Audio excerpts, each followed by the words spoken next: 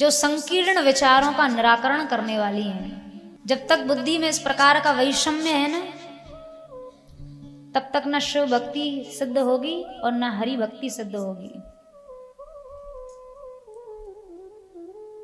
स्वामी श्री कृपात्री जी महाराज कहते थे,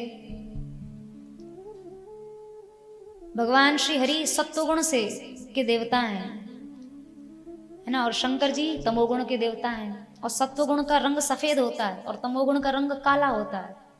कायदे से होना चाहिए, शंकर जी काले रंग के होने चाहिए और हमारे ठाकुर जी गोरे होने चाहिए। पर शंकर जी का वर्ण कैसा? कर्पूर गौरम करुणावतारम, कर्पूर जैसा एकदम श्वेत वर्ण है। क्यों? क्योंकि शंकर जी जो हैं वो सत्वगुण से उत्पन्न हमारे ठाकुर जी का ही चिंतन करते रहते हैं और ठाकुर जी जो हैं वो शंकर जी का ही ध्यान करते रहते हैं। तो उनका वर्ण उनके आ गया और उनका वर्ण उनके आ गया। क्योंकि चिंतन जो है ना वो तादात्म्य में देता है। आप जिसका चिंतन करते हो तद्रूपता को प्राप्त हो जाते हो, उसी के स्वरूप को, उसी के स्वभाव को प्राप्त हो जाते हो। जब तक हरि हर का ये अभेद स्वरूप का बोध नहीं होगा और इसको स्वीकार नहीं किया जाएगा, तब तक ना हरि भक्ति सिद्ध होने वाली है और ना ही हर भक्ति सिद्ध होने वाली है। क्योंकि आप शिव पुराण पढ़ के देखिए तो वहां शंकर जी को ही सर्वे सर्वा कहा है, और आप श्रीमद् भागवत जी पढ़ के देखिए तो हमारे श्री हरि को ही सर्वे सर्वा कहा है।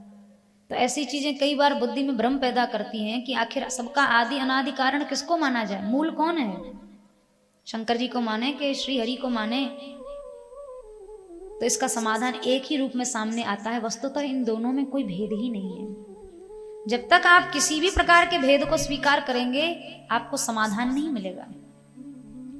इसलिए हमारे वेदव्यास भगवान ने जिन जिन भी ग्रंथों में जहां जहां भी श्री भगवान के रूप का निरूपण किया है ना, वो इसी भाव से उनको परात्पर तत्व के रूप में प्रतिष्ठित किया है कि मैं जिसका भी वर्णन कर रहा हूं वो मेरे इष्ट का ही वैभव है, वो मेरे इष्ट का ही विलास है।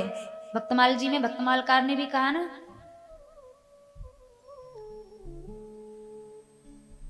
जिते अवतार सुख सागर न पारावार, करें विस्तार लीला जीवन उधार को। हमारे सनातन धर्म में जो अवतारों का विस्तार है, लीलाओं का विस्तार है, स्वरूपों का विस्तार है,